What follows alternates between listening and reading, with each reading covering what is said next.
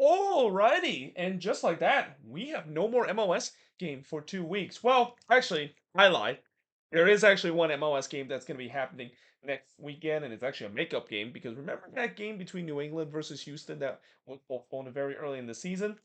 That game is going to be taking place on the 8th as well. But for most teams, there's pretty much no MLS game for the next 2 weeks. Some of these teams are, of course, playing the Leagues Cup, and then some of them are basically are resting until the season restart. And for those teams that are resting until the season restart, I think there are some teams that are very happy that is the case. And I also think that there are also some teams that even they're not resting for these next 2 weeks and playing the Leagues Cup, probably happy to get away from MLS play because let's just say there are some teams that have been desperate for this two week break that is. And let's also say that just like what we saw right before the World Cup happened and we had the World Cup break, it feels like defense basically checked out in this final match week before we have a bit of a break from MLS action because yeah, there was a lot of goals that was scored, especially when we talk about the first 8 game of this review. And also, by the way, I already did a review of the NYCFC versus Toronto game that is. So for those wondering why I'm doing 14 instead of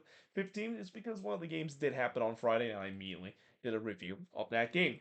But with that rambling out of the way, let's talk about the first game, which is Vancouver versus LAFC. So this, of course, is the matchup that everybody's been looking forward to because it is a rematch of the Western Conference semifinals. Something tells me both of these teams might meet each other once again. This time, maybe even at the Western Conference final.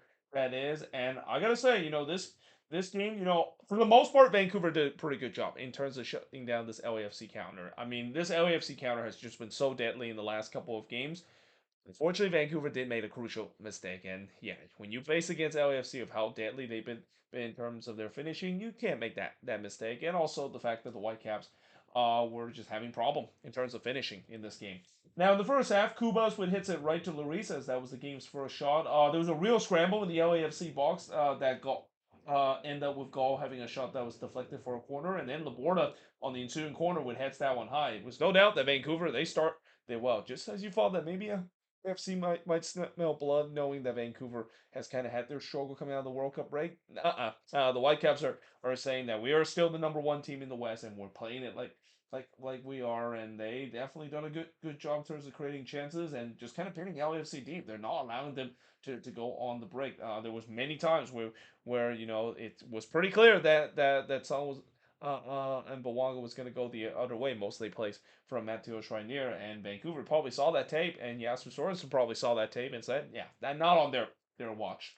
But White would then hit it right to Lloris, and that also came out of a WTF turnover from LFC. They got very lucky that Brian White did not bear that one. Brian White has definitely been rusty coming out of the World Cup break. He hasn't really look sharp, just like what we saw in the beginning of the season. So that being said, he looked like he did get the opener in the 27th minute, but the goal, of course, was disallowed for offside. But yeah, it's been all Whitecaps up to this point. They were the more hungry team. Keep in mind, there was a big crowd in this one as well. 40,000 plus attended this one. They did open the upper bowl, that is. So you can clearly see that this not only was a big game for both of these teams, but the Whitecaps were definitely using that energy that they have in the big crowd to try to put a really good performance. Ocampo would then puts it wide from long range. The shots were 8-0 for the Whitecaps up to this point. However, in the 37th minute, on what was the first shot for LAFC, they would score.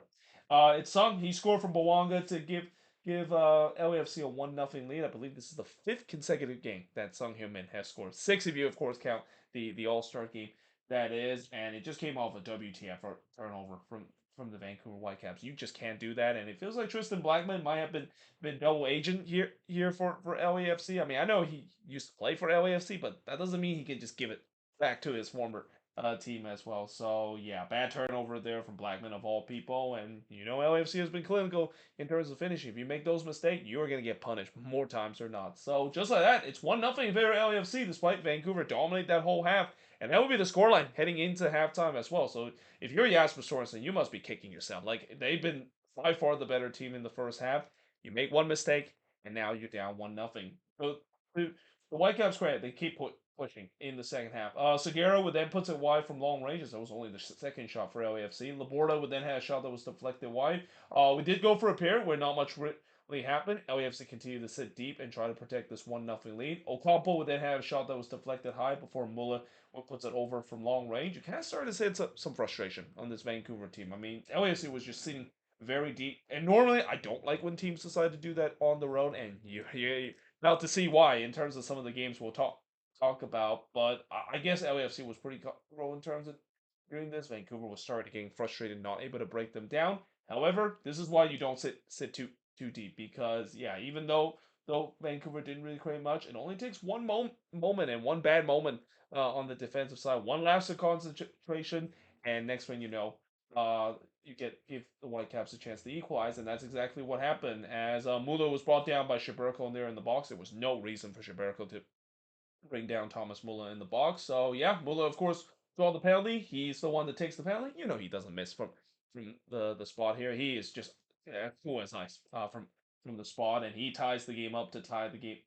Or yeah, he ties the game at one apiece up to this point. Schreiner did look to respond, but he puts it over before Sabely would head it wide from close range. Not just happy with a point, Vancouver was pushing for another, and why not? They've been the better team up to this point. They want this 3 points. White would then hits it right to Larice, but in the end, it ends in a 1-1 draw in this one. Shots in this one, 20 shots with just 5.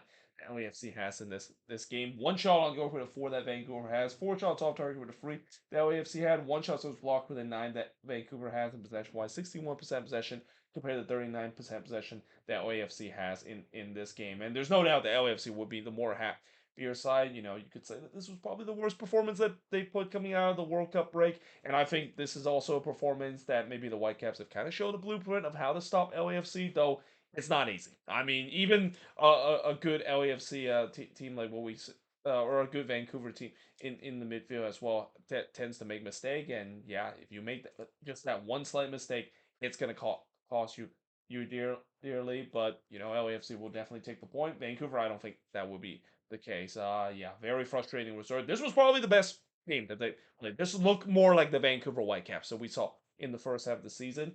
Just the finishing kind of let them down in this game, and you know that's kind of the thing we said before in this league. Even the best team will have these kind of days, and unfortunately for Vancouver, they just kind of had these kind of days where they just couldn't put the chances away when we usually see them able to do so.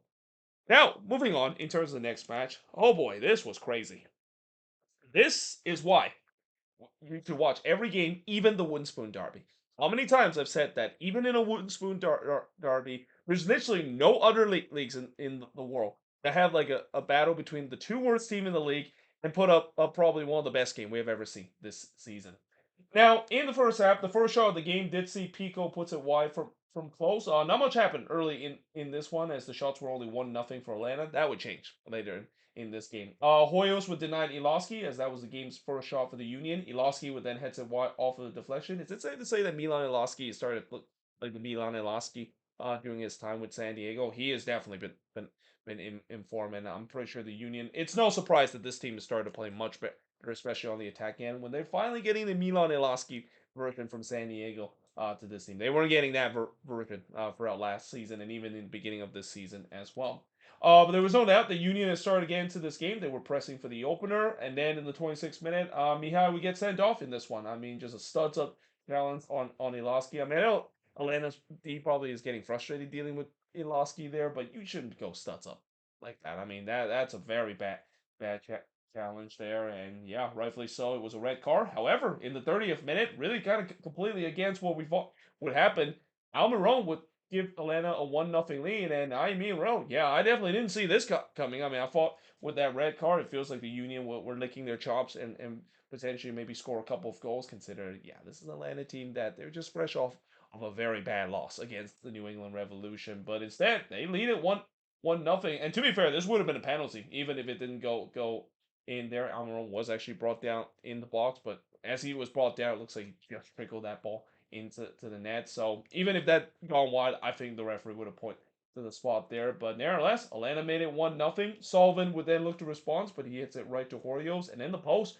would deny Pierre from the looping header. The post would not be a friend for the Union, at least early in this one. But the Union was pressing hard for the equalizer. You kind of had a sense, yes, Atlanta got that surprisingly, but now it feels like they're trying to hold on to this lead, which, yeah, knowing them, it's probably not going to go so well Hoyos would deny Sullivan from long range, and then the post would deny Westfield on the header. Told you the post were very kind to the Union early in this one, but we do head to halftime with Atlanta leading 1-0. I mean, this two game were kind of almost similar in the first half, where the home team absolutely dominate, and yet they found themselves 1-0 down heading into halftime.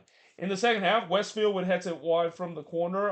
Much of the same, pretty much, as the Union continue to push hard for the equalizer. Atlanta is in survival mode. John Jack would miss wide from close range, but then the 66th minute, once again, completely against the run of play. Completely something that I don't think I saw coming. Tristan Munyumba would score an absolute banger from Moranchik and Alonso. Bangers would be a key word in terms of this week because we saw a lot of bangers in this one, and I definitely don't envy who, of course, would be voting for what's the best goal this week because there was a lot of good ones as well. And yeah, just like that, it's 2-0 in favor of Atlanta, a team that you remember they lost 4-1 to New England, a team that's down to 10 men. I mean, this is just kind of gone completely against the run of script. And you feel like for the Union, is this the first half of the season again? Because we've seen this before in the first half of the season, where just as you thought everything was going to go right in their hand, they find ways to lose the game. They find the most dumbest and improbable way to lose the game. John Jack would then puts it wide from long range, but then the 73rd minute, you can only contain him for so long. But Milan Iloski is inevitable. He scored here to give one back for the Union. It also took a fortunate deflection as well, something we definitely did not see in the first half of the season for the Philadelphia Union, but we're definitely seeing it more here in terms of after the World Cup break, and especially when Yoloski is red hot, you're gonna get that luck in your favorite.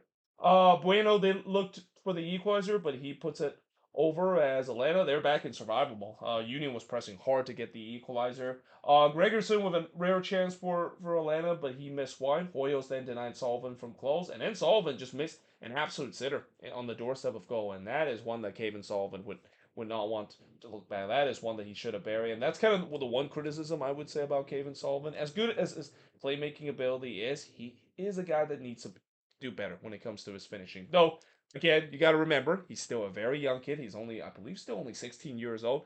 That's gonna come natural to him eventually. You hope that is the case though. Sullivan would then puts it over from close. Iloski would then hit it wide from close range. Atlanta is almost there. It feels like they got this. It feels like this is just one of those games for the Union. They're not gonna. Wait, what's that? Pierre scored here to tie the game up from yeah from Wagner and Iloski to tie the game up 2 apiece. And what's that? Alado would score an absolute banger himself from Wagner and Bueno. Yeah, that feels very Atlanta, isn't it? I mean, if you haven't watched Atlanta United this season and you haven't watched them play the last couple of years, I think Atlanta fans after this game, I don't really think they're really that upset about this because I think it's getting to the point where if there's one way I can describe the Atlanta United fan base right now, it's apathy. Their apathy is clearly selling in this team. It's gotten to a point where I don't think any Atlanta fans are even that heartbroken after this one because this is the thing that there's not a lot of team that can somehow blow a lead in that spectacular fashion, but Atlanta United can definitely do so because this is happening a lot throughout the last couple of years. This is part of the downturn that this team has, and when you have these kind of situation, I mean, getting to a point where I always say, even as a Quakes fan, seeing the Quakes suffer a lot of bad losses, and we'll definitely talk about them doing another one later in this review, but it just got to a point where I'm almost kind of numb.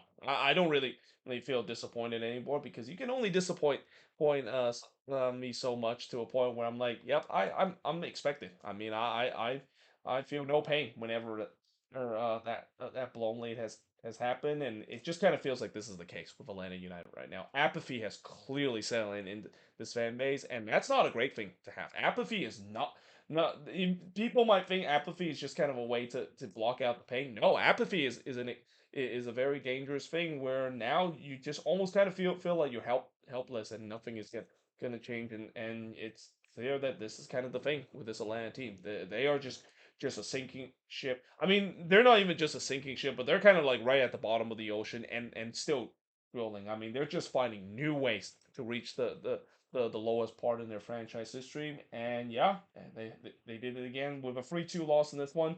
To be fair, when you look at the shots in this one, I mean, you kind of had a feeling eventually the Union got that equalizer. The dam was going to broke, and in this one. Shots in this one, 27 shots before that Atlanta has, 7 shots on goal for the 2 that Atlanta has, 2 shots that was off target with 8 that the Union has, 7 shots that was blocked with none that Atlanta has, and possession-wise, 63% possession compared to 37% possession that Atlanta has in this game. And while Atlanta is just an absolute disaster right now, that's the opposite of the Philadelphia Union. What a resurgence it's been. And yes, I know these 3 games have been at home, and I know these 3 games have been against relatively easy teams, but you take what you get. I mean, for a team that have only won once coming in to this 3 game stretch, and for a team that haven't even won a single home game coming into this 3 game home stretch, the fact that they got 9 points out of this one, which is already equal the same amount of points they've got in the entire first half of the season prior to the World Cup break, you take it because you apps because this team looked like they were doom and gloom, and I will still say that there's still got a long ways to go before they can get back to contention. I mean, they dig themselves in such a big hole that it's gonna take a while before they can get back in the picture, but they're slowly creeping into it. And as long as they can continue this, we'll see whether they can do it on the road because that's I think is going to be the big litmus test for this team whether they're truly back. But if they can do so, then yeah, I think the Union is coming back from the dead, and they're doing something similar to what we saw Sporting KC did, and probably even more impressive. Just a couple of years ago. But there you have it. Now let's move on into the next game after I spend a bit of time talking about this one. The next game we'll talk about is also another chaotic game between the Red Bulls versus Orlando City because, like I said, the theme of this week seems to be there's a ton of goals, especially these early games, and the defense in these early games seems like they already checked out. They're already not thinking about MLS play anymore. They're already thinking about maybe Leeds Cup or even thinking about taking another 2 week break. Early on, Berggren would score, but the goal, of course, was disallowed for offside. Wouldn't be the last time we would say that in this game. The post would then deny Atuesta from long range. Crepeau would then deny Berggren from close. It's been a very open game with chances for both of these teams early. That would kind of foreshadow the rest of the game as well. Crepeau denied Hall from long range, but then in the 23rd minute, Jimenez scored his first career MLS goal from Berggren and Frostberg to give the Red Bulls a 1-0 lead. So here we go, another player that you've never heard about, but he is a promising prospect coming out of the Red Bull 2 system. Again, Michael Riley, he is pretty much plug and play any Red Bulls 2 player. If any Red Bulls 2 player show promise, he's gonna plug in it because that's just kind of the DNA for this Red Bull side, and I like it. Cal would then look for another, but he was denied by Crepeau. The momentum was definitely with the Red Bulls. They were pushing to try to get another, and they do. As Emo Frostberg, he scored from Cal and Che to make it 2-0 in favor of the Red Bulls. And we all talk about the exciting young talent that this Red Bulls team has. But forget that Emo Frostberg is still on this team, and he's still very good as well.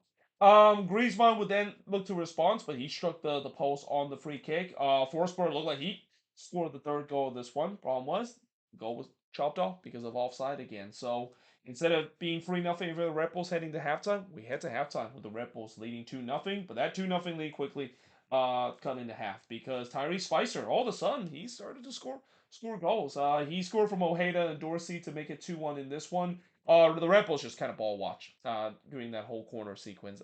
This also is kind of a good reminder that the Red Bulls does not have a defense whatsoever. I mean, I kind of also had a feeling coming into this one with the way that both of these teams don't tend to have a defense that you kind of had a sense it was going to be fireworks. And yeah, this was just poor defending from the Red Bulls all around.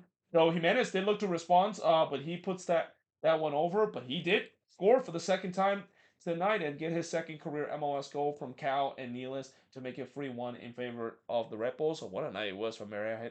Jimenez, and now he's looking to try to go for a hat trick, something we haven't seen in a very long time for a youngster debuting with his club. However, before we might think about those kind of moments, Griffin Dorsey quickly responds. He scored from Griezmann and Spicer. What is defending? Because there is none that is being found up to this point, and it's kind of shocking the fact that turned out to be the last goal of this game. I thought there was going to be more goals because the way that neither of these sides could defend whatsoever. Spicer then looked for an equalizer, but he hits it right to Horvat before Jimenez did look to get his debut hat trick, but he puts this one over. Taffy would then miss wide from close before Spicer was in on goal there, but he was absolutely robbed by Horvat with 1v1. It did recycle though. Angulo would then hits it right to Horvat. Orlando was pressing hard for the equalizer. The Red Bulls, they were holding on for dear life. And in the game where there's no defense, that's not a great feeling to have. Horvat would deny Spicer in the near post. Berggren would then puts it right to Horvat. Then there was a chaotic sequence in the fourth minute of stoppage time. Horvat had to make two incredible saves, robbing both Spicer and Janssen doing that incredible sequence. And then on the other end, Crepeau would deny Hall on a quick lightning counterattack, and this happened right after that chaotic sequence as well. It's basically a free for all. Like it's basically tactics free zone up to this point. There was no defending, no midfield to be found, and this is why I'm kind of stunned. The fact that the final score of this game is 3-2. Like I thought for sure we were gonna get more goals late in this one, and honestly, I feel like with the game ending not long after this moment, I was kind of disappointed because I want more of this. It was quite entertaining to watch. I'm not sure both of these teams would agree because yeah, it must be kind of heart stopping moment if you're a Rebels fan, seeing how this team close out the game. But yeah, the shots in this one kind of just shows you why there's no defense. I mean, 20 shots committed, 19 to the Red Bulls had. There was 39 shots in this entire game combined for both teams. Both teams had 7 shots on goal, 3 shots off target for the 2 that Orlando has. Both teams had 7 shots that was blocked, and possession-wise, 57% possession compared to 43% possession that the Red Bulls has in this game. So yeah, once again, I asked the question: what is this New York Red Bull side besides the fact that Michael Bray loved to put his youngster? Because honestly, it just feels like it's on any given day you can see a good Red Bull side and you can see a bad Red Bull side. I feel like in this game it was kind of a combination of both. There was the times where the good Red Bull side show in the first half, and then the bad Red Bull side show in the second half, and they were a little fortunate that they hold on into to this one because I thought Orlando was going to come back from this one. It feels like for Orlando, this game kind of felt like it was a reality check because we talk about how good the defense has been in the last couple of games. Yeah, they went back to all weight, didn't it, in this one? This looked like more like the first half defense for Orlando City. That is where more times are not they're not there. There was no defense whatsoever. But then again, I guess it's just that kind of game where both of these teams just don't really care about defending anymore and just score as many goals. And usually that's a fun thing for neutral to watch. Not so much, I think, if you're a team rooting for either of these sides. Now, moving on, in terms of the next match, is New England and Montreal. So New England got a 2-0 lead in this one, and that's is another theme in this one. Anytime we have a 2-0 lead, I know there's that old cliche, it is the most dangerous lead. Because yeah, we saw a couple of times where multiple times where it looked like one team was comfortable with a 2-0 lead, and then quickly it evaporated. In the first half, Miller with the game's first shot, but he puts it wide. Owusu then puts it wide from close range as both of these teams were exchanging some chances early on, but who can get that opener? Well, Miller tried to do so, but he hits it right to Breza before Owusu puts it wide on the header. The shots were already free apiece for both of these teams, so it looks like this was not one of those games where no defense was being played. Sunchek would then puts it one right to Turner before Sands puts it wide from long range. But then a penalty was given to New England. Morales handball this one in the box. So here comes Carlos Hill, a chance to bury from the spot. Usually is perfect from the spot there, and he makes no mistake there and give New England a 1-0 lead. Letary did look to answer, but he was denied by Turner. Turgelman would then puts it wide for despite being wide open there, had a tap in there, but he did make amends for it just 1 minute later. So as he scored here from Miller and Hill to make it 2-0, and then he decided to celebrate right in front of the hardcore supporter for Montreal. And if you know one thing about Montreal hardcore supporter, they don't like that. So yeah, that was kind of interesting, and I think even Sebastian Breza probably agreed because he immediately shot Bergman. I mean, it was kind of getting ugly in terms of that, but nevertheless, in the end, Breza did get a yellow card. I'm not quite sure if Turgelman also got a yellow card in that sequence as well. But anyway, we move on in the 41st minute with the post to 9 heel from long range, and it feels like the momentum was with New England. It looked like they're going to put this game away against a pretty lifeless Montreal side. That, keep in mind, coming into this game, they have yet to score a goal coming out of the World Cup break. Sunchik would then hits it right to Turner in the 41st minute before Turner denied Sunchik in the near post. And just because they haven't scored a goal, it's not because of lack of trying. They were saying not so fast. We're gonna try to press to get one back, but instead we do head to halftime with New England leading 2-0. However, in the second half, 51 minutes in, they do get one back. They finally score their first goal uh, coming out of the World Cup break. And if it takes that long to do so, why not make it an absolute banger as well? I mean, Ryan Vera, we've seen this before, time and time again, doing his time with Real Salt Lake, and he did it again here. He scored for Morales and for Ferreira to make it 2-1 in favor of New England. Miller did look to answer, but it was missed wide before Zambrano would put it wide from long range in the 55th minute. But then in the 59th minute, Montreal would tie the game up as Prince Owusu. How much did they miss him? I'm pretty sure they are so happy that he's back this team. He's pretty much the only guy on this team that is the most dangerous in front of goal. He scored from Petrasso and Escobar to tie the game up for Montreal. Turgeman did look to respond, but he missed wide after Montreal turned the ball over in a bad spot. Turgeman was in on goal there, but he was absolutely robbed by Breza. I mean, Dor Turgeman could have easily had at least two or three goals in this one. But New England, they responded very well. I mean, blowing a 2-0 lead, that's got to be tough, but they want that lead back. And they thought they got it in the 73rd minute when Turgelman put it in the back net. Problem was, the flag came up for offside, so didn't count it there. Reza would then deny Baker from close in the 76th minute. New England continued to push to try to get this lead back. And for Montreal, I'm kind of surprised how defensive they were. I mean, I would have assumed they had all the momentum that they would just try to push to get that third goal.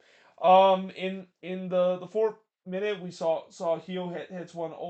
Right, or no, not Hio. That is Vera would hits one over to Turner. That is before Harris would hits it high from the corner in the 5th minute stoppage time. But yeah, in the end, it ends in a 2-2 draw, just like this game. Very entertaining game. Defense not really a thing for the most part. And the reason why is look at the shots. 22 shots for the 16 that Montreal had. 38 shots. So there was 39 shots here, and there was 38 shots combined for both of these teams. Again, it feels like defense. They probably are looking forward to not have to deal with league play for these next couple of weeks because it was pretty bad in terms of how I mean if you're a guy that likes defense and watch a good defense battle, this was definitely not the week, especially seeing these game happening. 8 shots on goal compared to 5 that New England has. 8 shots all target with a 3 that Montreal has. 5 shots was blocked with a 4 that New England has. And possession wise, 57% possession compared to 43% possession that Montreal has in this game. And yeah, for Montreal, I guess it's a good resort holding a point to a pretty good team. I mean, I say pretty good. That's the thing that is kind of the reason why New England is not getting the respect that they deserve. And I know Reds fans are probably frustrated that they're not getting enough respect because of how good they are in the standings. But how much is that because of the fact that they have an easy schedule? And I've said this in the beginning of the season with New England, and it feels like it's still the same thing. Yes, it's great that they of course got these wins. It feels like a lot of people are labeled them as a big fraud, and there's fraud alert putting in next to their name because they haven't really won these games convincingly, and even playing against easy team they haven't done so. And then here, this is the latest example of it, and unfortunately this time they didn't even get a win out of this game as well. With that being said, I am now going to switch board and look at the last 4 games to finish off the review, at least part number 1, looking at these 8 games that happened on Saturday night.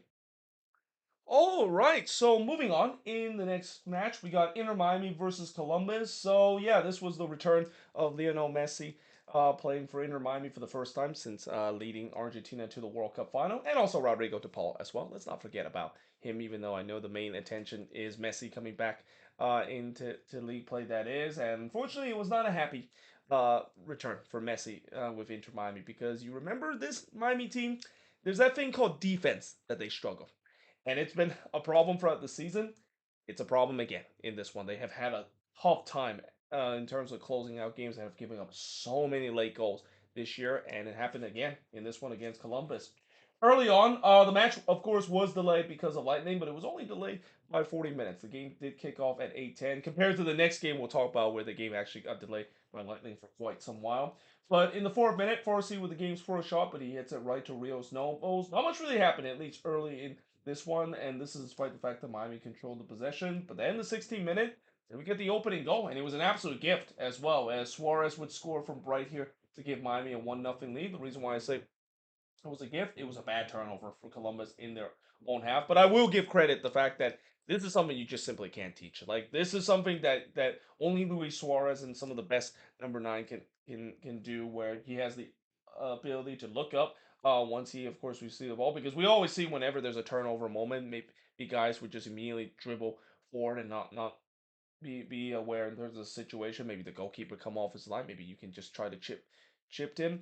And in this case, Suarez saw that Schulte was off his line and he immediately go for the chip. And we know that also not a lot of guys have that ability, but Suarez is definitely one of the guys that can do so, and he made that one look easy. I mean, that was probably the coolest chip I've ever seen from about 40 yards out. And just like that, Inter Miami were leading 1-0 up to this point. Picard did look to answer, but his shot was deflected wide before TRA missed wide from close range. I thought Columbus responded pretty well, and this is the difference between Henrik Rustrom team and Laurent Courtois team. It just feels like this crew team under Laurent Courtois looked much more comfortable and have that self belief. And I'm not a big surprised that that's the case, because Courtois used to be the assistant head coach of this team. A lot of these players probably have good relationship and good understanding with each other.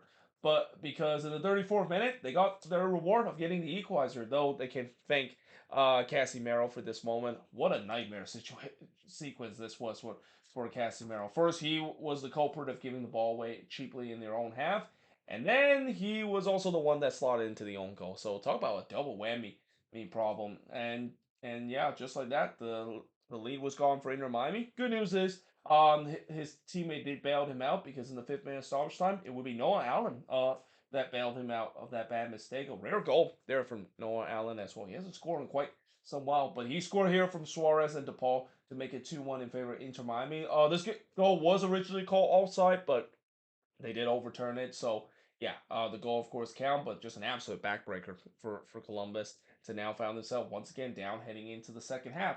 In the second half, though, Schulte absolutely robbed Suarez from point blank. I mean, that is something you do not see very often for Luis Suarez. I mean, it was an incredible save from Schulte, but that is one that we usually see Suarez put away. I mean, from point blank effort, you would definitely bet your money that he would actually finish it, and you would also lose money as a result sort of that.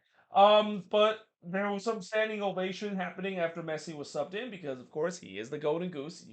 You gotta applaud him, and it doesn't feel like he skipped a beat, because he hits the side ending from the near post literally just a minute after coming in, and then he hits one wide from close range. I mean, Messi is really the only player I feel like in the world that can basically have a 2 week break, not practice whatsoever, and then once he back into to game form, it feels like he didn't skip a beat whatsoever. There's no like match fatigue, or even comparative rust that it is on him. That's how good he is right now.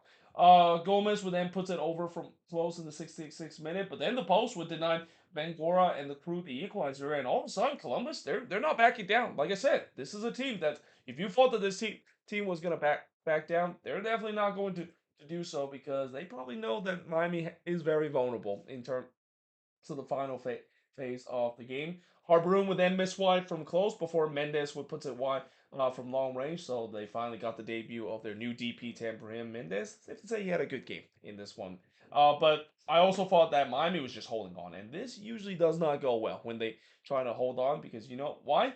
They would concede more times or not, and they did here. As Brian Mendes would score here to make it 2-2 in this one, is his first career MLS goal as well. And it's kind of one of those one where it was a dangerous free kick delivery. He basically put this one into no man's land, where if you're a goalkeeper, it's too far to maybe come off your lines and try to punch it. But as a defender, you also don't want to touch it, because if you touch it more times or not, that's going to go into your own net. So when that happens, it creates a bit of a Bermuda Triangle situation for defender to deal with, and it just goes by everybody and goes into the back of the net. So yeah, the game was tied up at 2 apiece.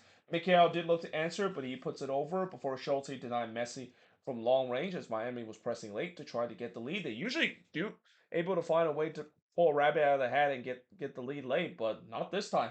They end with a 2-2 draw on this one. The shots in this one, 13 shots with 11 that Miami has, 4 shots on goal for the 3 that Columbus had. Both teams had 5 shots off target, 1 shot was blocked with a 4 that Columbus had, and possession-wise, 53% possession compared to 47% possession that Columbus has in this game. So the struggle continued for Inter Miami at home. I mean, so far they've only won 2 home games, And keep in mind, those two home wins that they had, it was a 6-4 win against a struggling Union side that they had to really fight to get the win, and then the 3-2 win against Chicago, impressive until you realize Chicago hasn't really been playing well lately. So none of their wins that they have this so far at home has been convincing whatsoever, and that's kind of the thing I've always doubt about this team, and I might be showing my bias in terms of maybe hating this team, and maybe some of them will just some of those Miami fans will just point to the table and say, who cares if we're not playing well, as long as we're being at top, and as long as we're the golden goose, everything is going to be fine. Is it though? We'll see once we get to playoff time. I think playoff time will be a really big decider, because I've seen before where just because you have a very good attack, and even with the golden goose like Messi can provide big moments, we've seen before when you are a team that can't defend, which clearly Miami can't right now, it's not a good recipe heading into the playoffs. And I would kind of say the same thing about FC Cincinnati as well. But it doesn't seem like they are listening either, because I swear this was a typical FC Cincinnati game. What wasn't it? Like honestly, feels like right now. I know I question Inter Miami of whether or not if they can continue outscoring an opponent and basically get away with it and make it all the way to MLS Cup again. Well, Cincinnati is definitely trying to prove that point again in this one. And by the way, this is also the game that had that long lightning delay as well. This was even longer because this game kicks off at 8:10. This game didn't start until 9:46, so it was really late, at least in the East Coast. Not on my time. It's actually a little bit earlier than a usual San Jose Earthquakes start. Judd would then puts it wide, as that was the first shot of the game, before Ramirez would puts it just or no, he puts it right to Gunn, as that was the first shot for Cincinnati. I thought since he was on the front foot early, not a big surprise. That's kind of the usual thing, and the Quakes were elected to sit back early. Gunn would deny Ramirez from close before he denied Buka from long range. Angus Gunn actually looked pretty decent, though. That's early on. That's the key word in terms of this game. But there was no doubt that Cincinnati was ramping up the pressure. The Quakes, they were reeling early up to this point. Dan K would then puts it over from close before Mboma Dam missed wide from close range. On the other end, Judd would miss wide from close in the 20th minute, as now both of these teams started getting some chances. Who can get that opener? The answer is the San Jose Earthquakes, as in the 23rd minute, Daniel Mooney, fresh off of that All-Star game that he has, he scored from Werner to give Cincinnati a one, or not Cincinnati, the San Jose Earthquakes a 1-0 lead. Started getting late now. I'm started getting a little bit tired, but yeah, this was not great defending whatsoever from Cincinnati, and that's kind of the madness opus of the Cincinnati team. Where as good as their attack is, as scary as it is, man, at the back they are just a paper kitten right now. I mean, this is not the first time I'm seeing some shocking defending from Cincinnati, especially from set pieces where they just leave a guy wide open. Like Daniel Mooney, he might not be a guy that's known to score a lot headed goal, but this is also a team that does well on set pieces as well. So yeah, maybe you should mark him tightly, especially coming off an All-Star game where he's probably very confident as a resort. So yeah, that made it 1-0 in favor of the Quakes. There was a shout for a penalty for Cincinnati not given. Bowman Dam would then hits it right to Gunn. Cincinnati was ramping up the pressure again and looked to get the equalizer. And they do, because of course this is Cincinnati. You know that eventually they were going to score. And I knew 1-0 was not enough for the Quakes. Like I feel like if the Quakes were going to win this game, they had to score at least 3 or 4. And even that might not be enough. Because in the 33rd minute, Ramirez would score from Evander to make it 1-1 in favor of Cincinnati. And this is just vintage Cincinnati attack, especially Evander. I mean, is it safe to say that there has to be MVP talk, and that maybe he's even the front runner for MVP? I know a lot of Miami fans will say Messi, and even the league will say Messi is probably going to go for the free peat. But I argue Evander is probably even better right now, especially the fact that ever since that slow start was over, he has just been a man possessed right now. I mean, he is just single handedly at time carrying this Cincinnati attack, and here he just put a delicious ball for Ramirez. I mean, to be fair, the Quakes didn't defend it that well whatsoever, and also start off of a turnover as well. Well, in possession and in the midfield, that's something you don't want to do against Cincinnati, and just like that, they were punished, and it's 1-1 in this one. Wobodo did look to get another, but he puts this one over. It just feels like the Quakes need halftime because Cincinnati was really feeling up to this point, and you just kind of had a sense it's a matter of time before the Quakes are gonna give up the second goal. But luckily, we do head to halftime with the score tied up at one apiece. In the second half, Danke would then have a shot that was spilled by Gunn, but goes and goes for a corner. The Quakes once again was on the back foot. Cincinnati was pressing early for the lead again. Evander tried to go for the Olympico and almost went in. It actually hit the top of the post as well. However, in the 54th minute, a little against the run of play, Timo Werner would score from Judd and Buda to give the Quakes the lead again. And this is more the Timo Werner that we were hoping for. Hopefully, this goal will at least give him some confidence because I was worried after the miss that he had in the last game from the spot that really cost the Quakes the game, that this was going to really cost his confidence. But nope, he's back on the scoring chart, and just like that, it's 2-1 in favor of the Quakes, and it came off a lightning counterattack as well. That's another thing that is a big problem for Cincinnati because they love attacking so much. They commit a lot of man forward, and if you can catch them on the counterattack, you are going to have a good chance to score, which the Quakes did exactly that. Gunn would then deny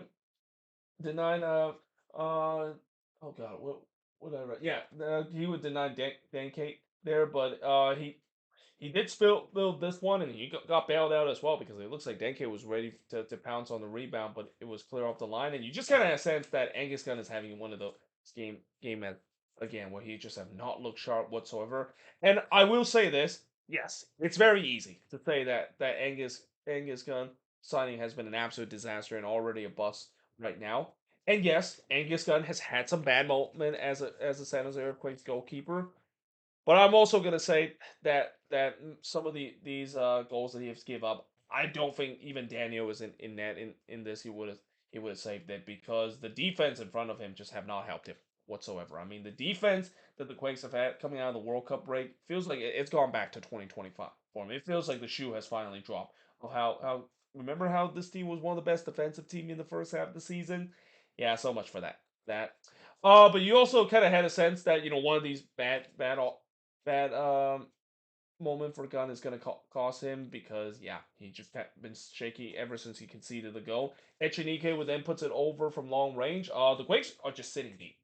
And when I saw that, I immediately thinking, yep, they're gonna lose this game because you just can't do that against the Cincinnati attack. Like if they're of all the team to sit deep and try to go Rohifo, Cincinnati is probably one of the last team. Probably maybe Miami as well, but Cincinnati is literally the last team you want to just trying to bunker and hope that you can pull off a victory because this team just have way too much weapon on the attacking end, and knowing how the Quakes have been defending throughout these last couple of games, I just had a feeling that they weren't going to pull out of this, and my feelings was not wrong because after Judd had a hit that goes onto the roof of the net after a bad turnover there. Oh, by the way, I even skipped the fact that Giddy missed wide from close, and then Judd would puts it wide off of a deflection.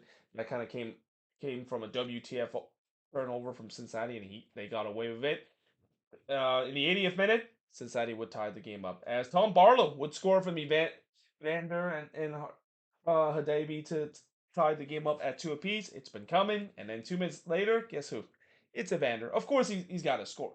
Get on the score sheet here. He's red hot right now, and that finish just tells you how much he is a man possessed. Like a guy that is that good does not score an absolute banger from 30 yards out at yards like that. That was just absolutely disgusting to watch. And honestly, even though I do question the defending there from the Quakes, probably they should have a closing down. That's just one of those ones I'll always just say that, man, if they that score against my team, I'm not even gonna be mad. I'm almost applauding Vander scoring that goal mainly because that was just incredible. Like that's what he's been doing lately, and this is also why there's got to be some serious discussion. The fact that he should be up for MVP and even maybe in the front runner as well. Even though I know the Golden Goose is still in this league. I mean, what Evander is doing right now is just out of this world. This is probably the best we have seen Evander play throughout his time in MLS, and that's saying a lot because he has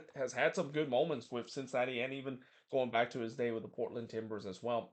Mooney did look to answer, but he heads this one wide. Harks would then puts one high from close range, but then in the fourth minute stoppage time, Jabari calls it game.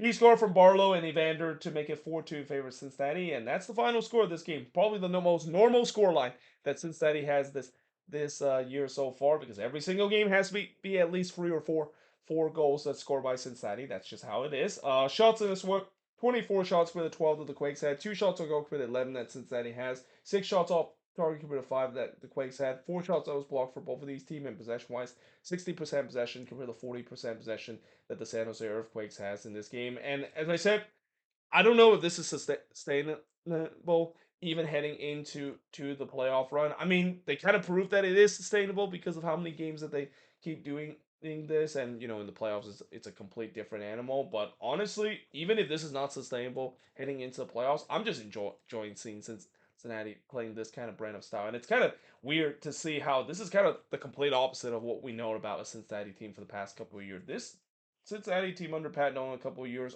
tends to be more of a grind out kind of team.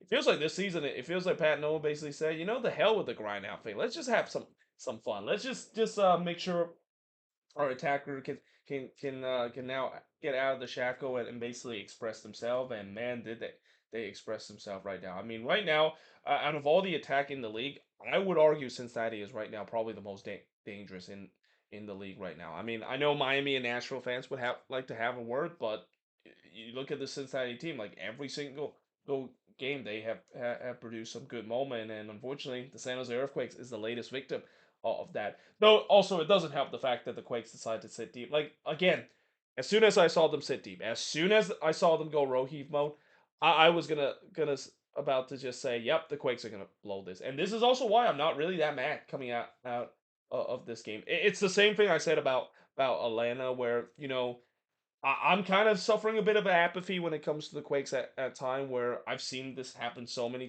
times in the past, where I'm just kind of getting used to it. The only thing I'm at least happy is the fact that the Quakes are doing pretty well in the standing, despite the fact that, man, oh man, this team. Remember how I said that it would take almost a monumental collapse for this team to miss out on the playoffs? I kind of worry that could happen because of the way that this team has been playing lately, and that this team desperately need this break. Bruce Arena is going to have 2 weeks. They got to figure out what has gone wrong with this defense and why it's gone back to 2025 forms. But yeah, I mean, I'm just gonna say that this is just kind of just a typical Cincinnati kind of performance. They're just gonna keep outscoring you until they can, and yeah, I think everybody is enjoying. I don't know if Cincinnati enjoying. I guess maybe Cincinnati fans enjoying it too. Although I'm pretty sure they would enjoy it more if their defense was actually up task. And I would also say that if this is a Cincinnati team that play like this compared to the defense that we've seen in the past,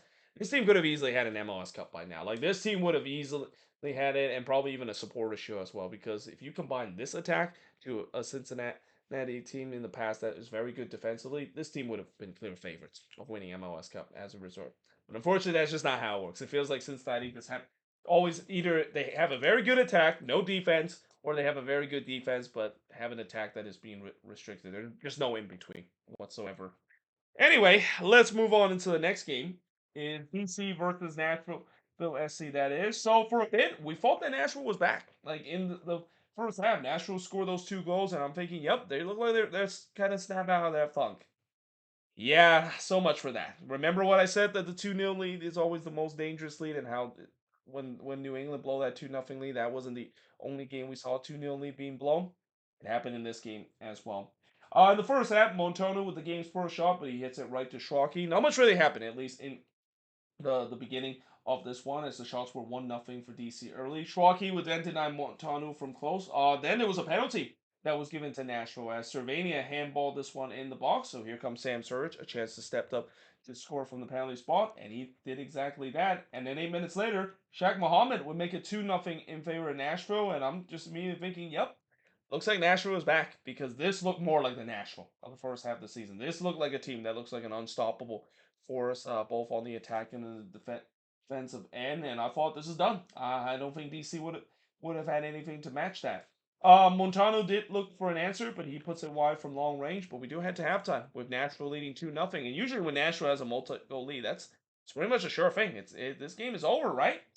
Well, Lovitz would miss wide from long range in the 51st minute, but then in the 56th minute, DC would get one back as Hefty would score to make it 2-1 in favor of DC. Originally, this goal was disallowed for offside, but it was overturned as a result. Though this moment all started because Nashville didn't clear their lines, and this feels like it's all habit for Nashville, isn't it? Nashville has always have their issue when it comes to defending set pieces. Not as much, at least this year and the previous year as well, but it feels like a thing I always kind of brought up because that's kind of their biggest Achilles heel under Gary Smith, and they always have this kind of weird trend where they're very good on set pieces, but they also suck when it comes to defending set pieces as well. It's kind of a weird combination, and that's exactly what happened. They didn't clear their lines there. When you don't clear your lines, you're going to pay the price more times or not. Baribo then looked for an equalizer, but he hits it right to Schwalke before he had to deny Baribo from close, and all of a sudden the momentum was all with DC. And this is the thing: we don't usually see this happen where Nashville seems like they're a little bit wobbly at the back. This is, after all, one of the best defensive team in the league. But then you also remember that when Ty Baribo is hot, he is hot. And right now, Ty Baribo is hot. I mean, this is now the fifth consecutive game that he scored. He scored here from Montano to tie the game up at two apiece. It also took a fortunate bounce as well, or a fortunate deflection as well from Baribo. I mean, when you're hot, you're gonna get those break. Surge did look to answer, but he puts one over before for Saad missed wide from close in the 86 minutes. So Achara Saad, of course, making his debut for Nashville in this one. He didn't really had as good of a debut as what we saw with Brian Mendes as well. But I thought Nashville responded it well, and now they're trying to get the lead back. But on the other end, the post would deny Paglo after just another sloppy turnover from Nashville. This is something I never say about this team, but that's been the theme at least for out these last couple of games where just there's just something that is not right with this Nashville team. They don't look like they were in the beginning of the season, the first half of the season, and before Nashville said it's because of Espinoza not in this team. I don't think that would have made a difference either. Well, it maybe make a difference in terms of the attack being more dynamic. I don't know about the defensive part. I mean, the defense. This was an uncharacteristic sloppy defensive performance by Nashville. Surge would then hits the side ending in the first minute of stoppage time before Baribo hits it wide from close. Both of these teams definitely pushing to try to get that crucial third goal. Bauer tried to do so, but he hits it wide from close. But in the end, DC they got a draw out of this one, and maybe they'll be a little disappointed they didn't get all 3 points. They came close to do so. But yeah, this is a DC team that, like I said, whatever happened to DC, whether they make the playoffs or not, I think DC fans are probably very happy in terms of how this season is because a lot of people picked this team to be a wooden spoon contender, and they have definitely overperformed. Now, does that mean that they might fall back down to earth? I think so. I still do think that eventually this team will fall back down to earth, similar to what I said about the Quakes eventually fall back down to earth. But honestly, DC fans are just going to enjoy this while last because there hasn't really been a lot to cheer about for DC over the years. Shots in this one: 17 shots for the 10 that Nashville has, 2 shots on goal for the 7 that DC had, 1 shot that was blocked for the 5 that Nashville has, 3 shots that was blocked for the 4 that DC had, and possession wise 63% possession compared to 37% possession that DC has in this one. Unlike the Quakes, Nashville won't actually get a break, at least from game time. They'll be in the Leeds Cup. The Quakes, of course, will get that break because they're not in Leeds Cup this year. But honestly, I think if you're in Nashville, you're happy to be even in another competition and don't have to worry about league play for a bit because again, there's just something that is off about this BJ Callahan side. It's either the attack not firing on all cylinder. It feels like both Serge and Mukhtar has went back to their late 2024 and early 2025 form, or the fact that the defense just uncharacteristically imploded in this game. I mean, when you're in a rough patch like what Nashville seems to have. I mean, I say rough patch. They did win a couple of games, but it just they don't look dominant right now. This national team, I think they'll be very happy to get away from league form and have maybe use the Leeds Cup as a way to build themselves back to being that team right now.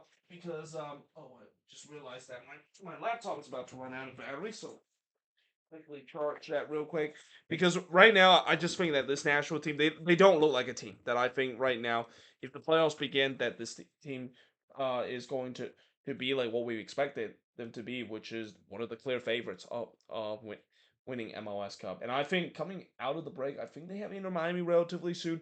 That would be a big litmus test because, as I said, that feels like it's a matchup that we're probably heading to the collision course in the Eastern Conference Final this year as well.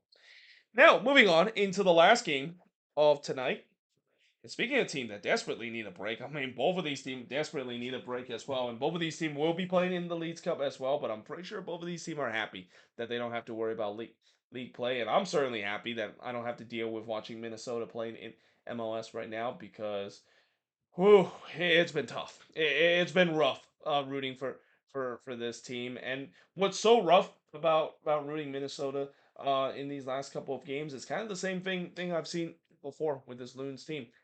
They cannot score, and despite the fact that they try their best to score, they can't do so because nobody on this team can be able to show their clinical finishing, and it's kind of the same case for San Diego as well. I mean, San Diego, while they are not giving up as much goal as they have before, and also now that they are able to keep 11 men on the field because that was a huge problem at least during the first couple of weeks of the season. Now all of a sudden they can't score a goal. Now all of a sudden all their good players and even Anders Dreyer, the guy that they depend on a lot, are having problems scoring goals from open play. He did score in this one from the penalty spot. So before San Diego fans started criticizing me saying, "What are you talking about Dreyer not scoring?" He did score in this game. I said open play, not from the penalty spot. Though speaking of open play, Minnesota did score an open play goal. Who knew? I mean, it feels like it's been an eternity since I've seen Minnesota score from open play. Consider the last goal that they scored was from a set piece, and here it's Shankalai scoring from a trap and Pereira to give Minnesota a 1-0 lead just 3 minutes in. And guess what? It comes off of a brutal turnover from San Diego. How many times I've said this? So as I said, even though the San Diego team aren't giving up as much goals as we've seen before, they still have the same problem of just giving the ball away cheaply in their own half. And I understand, yes, it's their identity of playing out of the back. And yes, I understand that Mikey Barrett's want this team to be more of a possession team. But the problem with that, especially this season, is that they just have not been clean playing out back whatsoever. And when teams press against them, this is the thing, and this is also another thing that I heard in the broadcast talk about how beware in terms of when you press against the San Diego team because they'll hurt you. I don't know what in the world they're talking about. I think it was I don't think Kendra said this, but I think it was the play-by-play guy. I think it was Neil Sika, the play-by-play guy, said this. I don't know what he's talking about. Like, did he watch how San Diego play? I mean, this season it feels like when every single team are trying to press San Diego, this is exactly the problem that San Diego runs every single time. When they face a pressing team, they give the ball away sloppily and they get punished as a result. So the fact that I was when I heard that, I'm just like, what are you talking about? Like this. Did you watch San Diego? I mean, I get not every single play-by-play like commentator watch every single team like I do, but that was kind of baffling to hear that, and it kind of makes me chuckle a bit. And I'm pretty sure even San Diego fans are probably thinking, "What is he talking about?" I mean, this has been a big problem for us throughout the season, where the brutal turnover has killed us over and over again on the defensive side. But in the 7th minute, the double post would deny Ingvarsson as that was San Diego first shot. It wouldn't be the only post that San Diego would hit. In fact, it wouldn't be the only post that Ingvarsson would hit. He was completely sniping in this game. But yeah, that also should have been a goal. That was definitely a goal last season, and that's the difference between this season San Diego and last season San Diego. I mean, I mentioned that they've been having a sophomore more slump. It's more than that. It feels very St. Louis like isn't it with the way that they just have not looked the same not only on all fronts but also they're not getting the same luck like they did last season. Dos Santos would deny Pereira from long range. Not much really happened at least in the or I also thought that much more. I actually said not much happened. I actually meant that much more faster and and uh much more much more faster moving from the loons going for on the attacking end. That was a real struggle that I saw at least in the beginning, and I thought it was kind of encouraging to see this team move the ball much faster. I mean, you can do that, don't you? Sean Kalai would then hits it right to Dos Santos. The shots were 3-1 up to this point for Minnesota. Mark Canning would then hits it onto the volley on the back post before Deanne would hits it right to Dos Santos, and that also came off another bad turnover from San Diego. Again, they had a lot of that in this game. They have a lot of that throughout this season as well, and they're probably lucky that they're not 2 or 3 nil down up to this point because Minnesota, even though they were creating their chances, they weren't putting away. That's been a story this season. It's been a story in previous season as well. Dua and Ingverson then getting in each other way and hits that one wide, which just kind of sums up the San Diego team this season in general. Dos Santos would then deny Duncan from long range. The Loons, they were definitely pushing for that second goal, but again, can they get it? That's been a problem this season. Pereira would then puts it high on the volley before Dwyer would skies one to the wonder wall. Valakari would then puts it wide from long range in the 36th minute. And it's also kind of came off a bad turnover from Minnesota as well. So I think Minnesota's probably they saw how San Diego keep giving the ball away, and they said, you know what, we want to get in that act as well. Calendar would then deny Ingvarsson from close, but we do head to halftime with Minnesota leading 1-0. It's weird to say that Minnesota is leading heading into halftime. That doesn't happen very often this season. In the second half, Vasquez would puts it over from close. San Diego once again have the possession, but the question is, can they finally break through this Minnesota defensive structure? It feels like Minnesota in this game kind of went back to Ramsey ball. They were just sitting deep and trying to hold on to this 1-0 lead, and usually that doesn't go so well because in the 63rd minute, a penalty was given to San Diego as Duncan brought down Mighton in the box there. This is the second time I think this season I've seen Duncan commits a careless foul inside the box. There was no need for him to do that. Like the San Diego attacker, mine, he was facing away from goal there. So yeah, here comes Andre Schreier, a chance to score here to tie the game up, and he does exactly that as this game was tied up at one apiece up to this point. Yoboa would then hits one that was actually spilled by Dos Santos, but gathered. And then on the other end, Calendar would deny Dwyer as Minnesota once again turned the ball over sloppily. Both of these teams were being very bad, and when it comes to turning the ball over throughout this game. But the game was definitely up for grabs. The question is, who can get that? Mighton tried to do so, but he blasted that one all the way back to Minneapolis. Before on the other end, Dos Santos denied Pereira from close range, and then Igverson was in on goal. There was a 2v1 opportunity that San Diego has as Minnesota just got completely caught on the transition, and Ingvarsson is in on goal. And remember what I said about how he was snake in this game? Yeah, he hit the post in this moment. I feel like that moment just kind of not only sums up San Diego this game, but also this season as well. Like that's just very fitting, and it's also kind of fitting that Ingvarsson being one of their best attacking player this season and the guy that actually can score goals. It's kind of crazy the fact that he missed that opportunity. But even though the Loons got very fortunate and that they still salvage a draw out of this game, it didn't stop the boos from coming down. It was getting very loud. This is probably the loudest I've heard the boos at Allianz Field, and I don't blame for my fellow Loons fans booing this team. This team is bad right now. I mean, this team is bad to a point where it's almost started to be unwatchable, and that's saying something considering that I would maybe kind of said that at least in the first two seasons when I watched the team giving up goals at will, and also what happened in 2020 the four as well when they just cannot stop blowing leads left, right, and center.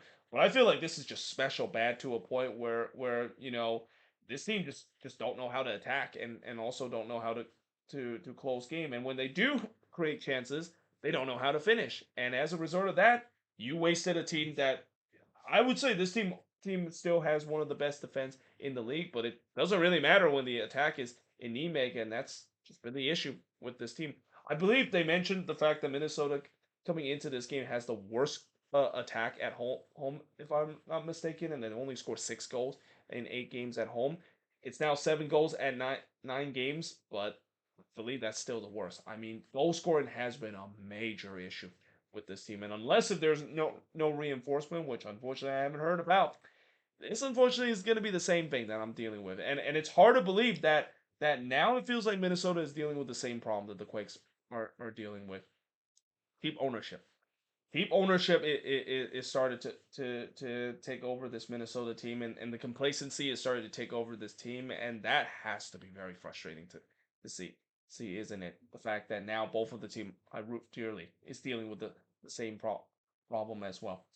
At least the Quakes are still doing well, aren't they? Look, I'm trying to find any positive. It's you can tell how it's been a while since I've seeing my team have won that, I'm sorry to kind of almost get into that apathy stage of just wishing that one of my team can finally win because none of them were able to get a win coming out of the World Cup break as well. The shots in this one, 15 shots for both of these teams, 8 shots on goal for the 2 that San Diego had, 6 shots off target compared to the 4 that Minnesota has, 1 shot was blocked for the 2 that San Diego has, and possession-wise, 67% possession compared to 33% possession that Minnesota has in this one. And I can say maybe the same thing about San Diego as well, where this team is a bad team right now, and this is a team that I can understand why a lot of people are questioning Mikey Veras, and rightfully so. Consider it just feels like he has no plan B. It feels like San Diego. This is St. Louis 2.0 all over again. Where I remember St. Louis when they had that incredible first season. They followed that with an absolute stinker in the second season. And what was the biggest culprit of why they had a bad second season? Riley Carnell didn't have a plan B. He didn't had a way to change the motto and maybe evolve the motto so teams don't figure them out so quickly. It's the same thing with Mikey Veras. It just feels like he just have no plan B. I mean, I applaud the fact that he's keeping his identity of playing out of the back and also keeping possession. But I feel like it's getting to a point where because teams now have clearly figured that out and they're just not afraid to give the ball to San Diego because they know that the San Diego team doesn't have that ability to break teams down as we've seen in the past, and not to mention they have their defense, which last season their defense wasn't that good. I mean, yes, they did very well in the league, but don't let it distract that at times last season their defense was pretty poor at times, and they really only got bailed out because Anders Jar was a man possessed. This season he hasn't been that kind of player, and the defense not only isn't great, but I feel like it's been much worse. And I know some will point out the red card situation as well. I mean, yes, the red card obviously doesn't help, but even now it still doesn't look good, and that's even when now they're getting some of their best player back, and even them are not producing the same good defensive structure as we've seen before. When that happens, that's when it has something to do with the structure. And as I said, right now the structure just does not look good for San Diego right now. It's the same I would say about Minnesota as well, where whatever the structure that Cam Knowles is trying to do, it's just not great at all, and that's why we get two teams that are kind of having the same feeling. Where I don't think neither of these teams is going to be happy coming out of this game with a draw. But there you have it. That is pretty much it in terms of looking at all of these games. As always, let me know in the comments below what do you think of all of these games. Tomorrow, of course, I will finish up the review by looking at the last 6 games that is. I know this video kind of went a little long, but no, I guarantee you tomorrow is going to be much quicker because I got to do the emotion index as well, knowing that we are now hitting into August and that we actually have officially passed the halfway point. A lot of these teams have already played more than 17 games. That usually means the halfway point. Either way, hope you guys enjoyed this video. If you do, make sure you like, smash the subscribe button, and yeah, I of course will see you guys next time.